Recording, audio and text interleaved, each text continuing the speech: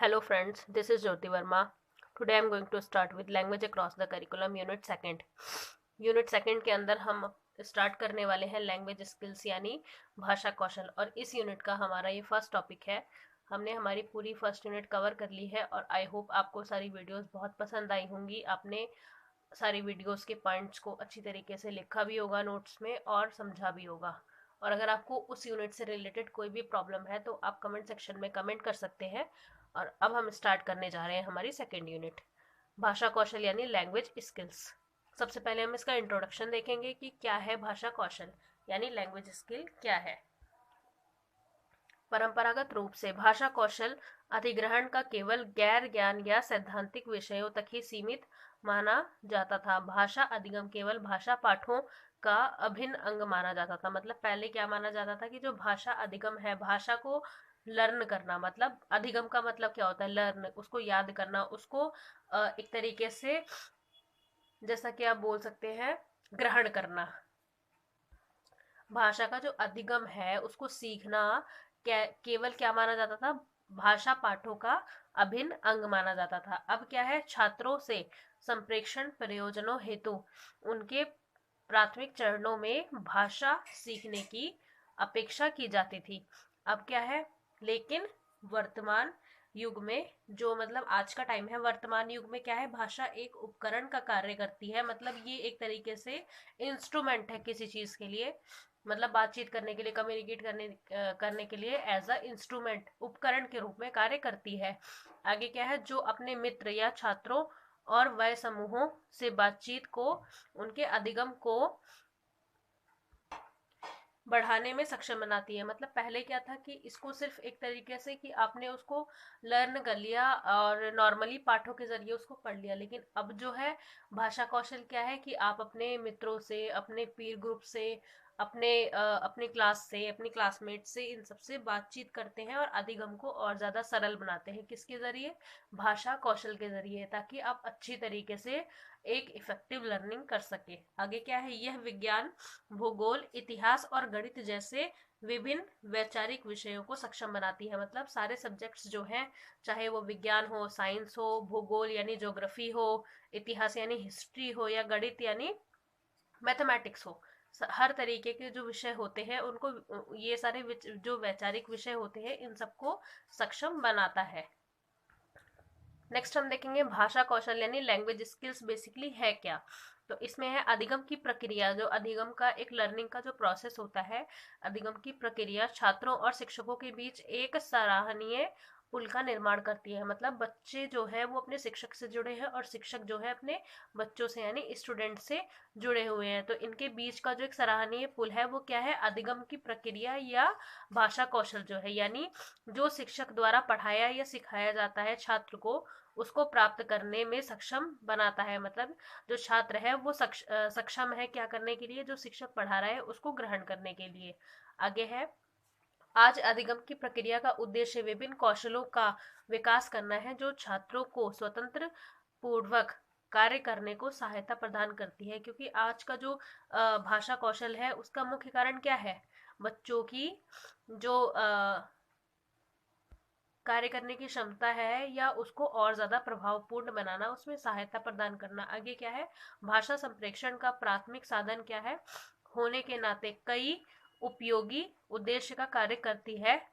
भाषा का सबसे महत्वपूर्ण भाषा की जो सबसे महत्वपूर्ण भूमिका है वो क्या है, चार मूल कौशलों में पाई जाती है। किस किस में, पढ़ने में, लिखने में, सुनने में और बोलने में, यानी रीडिंग, राइटिंग, लिसनिंग और स्पीकिंग। ये चार भाषा कौशल होते हैं जिनके बारे में आगे हम देखेंगे। सबसे पहले हम देखेंगे श्रवण कौशल यानी लिसनिंग स्किल क्या होती है।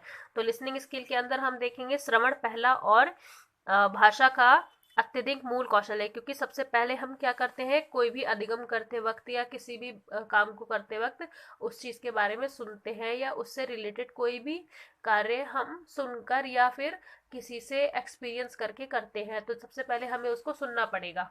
आगे क्या है, जो एक व्यक्ति द्वारा अधिग्रहित है, यह एक ग्रहणशील या निष्क्रिय कौशल है।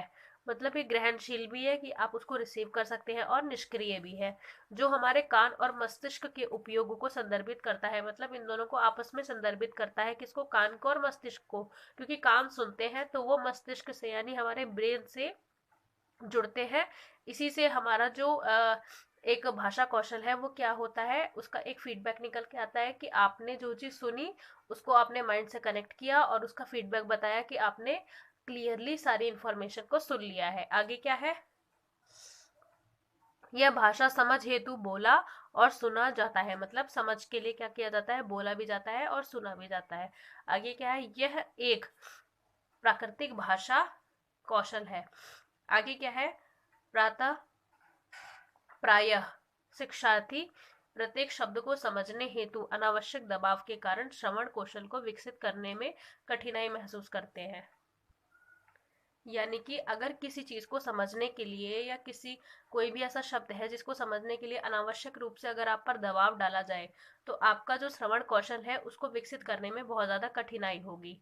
श्रोता का समाधान रहना आवश्यक है। मतलब श्रोता को सावधान रहना आवश्यक है, उसको इस तरीके से बिहेव करना है कि उसने जो चीज सुनी है उस चीज को ग्रहण किया है और उसको अपने ब्रेन से कनेक्ट करके उसका एक फीडबैक बताना है कि आपने वो चीज बिल्कुल क्लियरली सुनी है या फिर आपका जो श्रवण कौशल है वो सही है। आगे है इसमें ध्वनि में परिवर्तन अलग अर्थ संप्रेषित करते हैं, इसीलिए सावधानी पूर्वक ध्वनि को सुनने की आवश्यकता है, क्योंकि अगर आपने सही से कोई चीज नहीं सुनी है तो उससे आप कोई भी अलग मतलब निकाल सकते हैं। इसीलिए आपका जो है श्रवण कौशल क्या होना चाहिए, अच्छा होना चाहिए। नेक्स्ट हम देखेंगे पठन कौशल यानी रीडिंग स्किल। अभी हमने देखा लिसनिंग स्किल, अब देखेंगे हम रीडिंग स्किल के बारे में कि क्या है रीडिंग स्किल। पठन कौशल भी मूल भाषा हेतु आवश्यक है। मतलब पढ़ना भी आवश्यक है, जैसा कि आप जानते ही हैं कि लिखना पढ़ना बोलना या फिर सुनना सारी चीजें आवश्यक होती हैं। इसी तरीके से जो रीडिंग है वो भी बहुत ज्यादा आवश्यक है और एक ग्रहणशील या निष्क्रिय कौशल के रूप में माने जाते हैं। बोली गई भाषा के समकक्ष लिखित को समझने हेतु हम अपने कान और मस्तिष्क का उपयोग करते हैं। जैसा कि मैंने आपको बताया कि कोई भी चीज सुननी है तो उसके लिए क्या यूज होता है, आपके कान और आपका मस्तिष्क इसका उपयोग करते हैं। यद्यपि ये दो ग्रहणशील भाषा कौशलों में से एक है, लेकिन सभी प्राकृतिक बोली जाने वाली जो भाषाएं होती है उसमें लेखन प्रणाली नहीं है। मतलब इसके अंदर लेखन जरूरी नहीं है कि जो भाषाएं बोली जा रही हैं उसमें आप लिख भी सके। बहुत सी ऐसी भाषाएं हैं जिसका कोई भी ऐसा लिखने का कोई भी ऐसी प्रणाली नहीं है।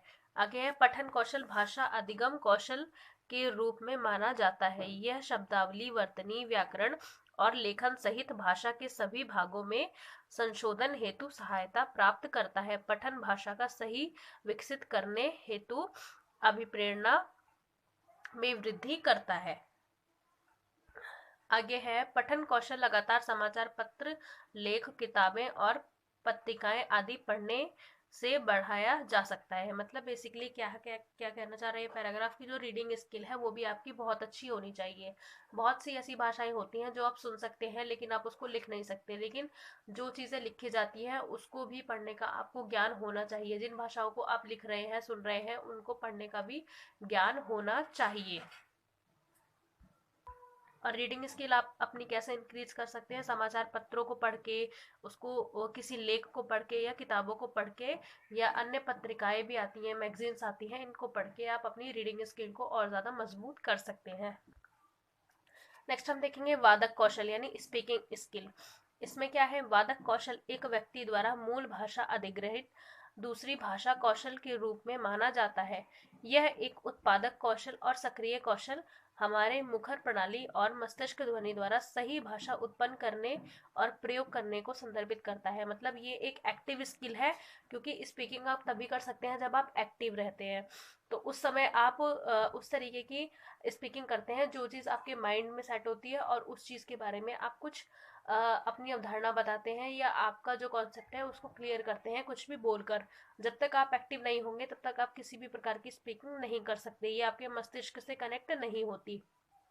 कक्षा में अधिगम में वादक कौशल वो अधिक महत्व वादक कौशल जो है इसको बहुत ज्यादा अधिक महत्व दिया जाता है, इसलिए एक अधिगमकर्ता द्वारा, अगर कोई भी लर्नर है, कोई भी अधिगम करता है जो किसी चीज को सीख रहा है, भाषा अधिगम के दौरान अधिग्रहित किया हुआ मुख्य कौशल माना जाता है। मतलब अगर उसकी स्पीकिंग अच्छी है तो उसका जो एक तरीके से अधिग्रहण है या फिर जो उसका अधिगम है वो बहुत ही एक्टिवली हो रहा है, जिससे वो स्पीकिंग अच्छी कर पा रहा है। आगे हम देखेंगे लेखन कौशल यानी राइटिंग स्किल। तो राइटिंग स्किल क्या कहती है, इसमें है लेखन कौशल जो होता है यानी आपका लिखना। लेखन कौशल अपनी मूल भाषा, जो उसकी मूल भाषा होती है, मातृभाषा से ही प्राप्त होता है। यह एक उत्पादक या सक्रिय कौशल है, क्योंकि हम अपने हाथों एवं मस्तिष्क का प्रयोग लिखित संकेत उत्पन्न करने के लिए करते हैं। क्योंकि जब तक आपके हाथ और आपका मस्तिष्क, आपका माइंड एक जगह सक्रिय नहीं होगा, आपस में कनेक्ट नहीं होगा, तब तक आप किसी भी भाषा को, किसी भी लेख को लिख नहीं सकते जो हमारी वादक भाषा का प्रतिनिधित्व करते हैं। यह एक अप्राकृतिक भाषा कौशल भी है, क्योंकि सभी प्राकृतिक वादक भाषाओं की लेखन प्रणाली नहीं होती। आगे हम देखेंगे लेखन विषय की समझ और रचनाएं लेखन की नींव प्रदान करते हैं। जो भी विषय हम पढ़ रहे हैं, विषय की अगर हमें समझ है और उसकी जो रचनाएं हैं, लेखन की नींव प्रदान करते हैं। लेखन किसी व्यक्ति द्वारा भाषा के निशुल्क उपयोग और अधिगमकर्ता की जो है सारांशिक क्षमता को बढ़ाने में सक्षम है। आगे हम देखेंगे भाषा कौशल की विशेषताएं यानी एट्रीब्यूट्स ऑफ लैंग्वेज स्किल्स। तो इसमें क्या क्या विशेषताएं हैं भाषाओं की या इनके कौशलों की। जो इनके कौशल है listening, reading, speaking and writing, ये चारों किस तरीके से इनकी विशेषताएं आपस में कनेक्ट है ये देखेंगे हम। पहला है भाषा कौशल प्रभावी शिक्षण अधिगम। मतलब जो एक इफेक्टिव टीचिंग लर्निंग होती है, इनकी प्रक्रिया हेतु आवश्यक भाषा क्षमता जो होती है उसको स्तर का संकेत देता है। मतलब जो रीडिंग और टीचिंग और जो लर्निंग है उसमें क्या क्या आवश्यक है, या फिर भाषा की जो क्षमता है इसके अंदर जो कैपेसिटी है उसका एक स्तर संकेत देती है, मतलब उसका स्तर बताती है, उसका लेवल बताती है। सेकंड है हमारा भाषा कौशल शिक्षा प्रणाली में सफलता हेतु भाषा नियंत्रण के बीच संबंधों को दर्शाता है। मतलब भाषा का जो नियंत्रण है उसके बीच जो संबंध होते हैं उनको दर्शाता है। थर्ड है हमारा भाषा कौशल लोगों के विचारों की उचित अभिव्यक्ति में सहायता करता है। फोर्थ है हमारा इसके अंदर भाषा कौशल शिक्षार्थी और शिक्षकों की प्रस्तुतिकरण क्षमताओं का विकास करता है। और लास्ट फिफ्थ पॉइंट है हमारा भाषा कौशल एक सफल कैरियर हेतु अच्छा आधार प्राप्त होता है। क्योंकि अगर आपका भाषा कौशल ठीक होगा, आपकी रीडिंग, लिसनिंग, स्पीकिंग और राइटिंग चारों चीजें ठीक होंगी, तो आप एक अच्छे कैरियर को प्राप्त कर सकते हैं, उसको सफल बना सकते हैं अपने कैरियर को। सो फ्रेंड्स, ये थी हमारी आज की वीडियो। आई होप आपको ये वीडियो पसंद आया होगा। Thank you so much for watching this video. मेरे चैनल को सब्सक्राइब करें, वीडियो को लाइक करें, शेयर करें एंड कमेंट करें। And please share this video in your educational groups and press the bell icon to other notifications. Thank you so much.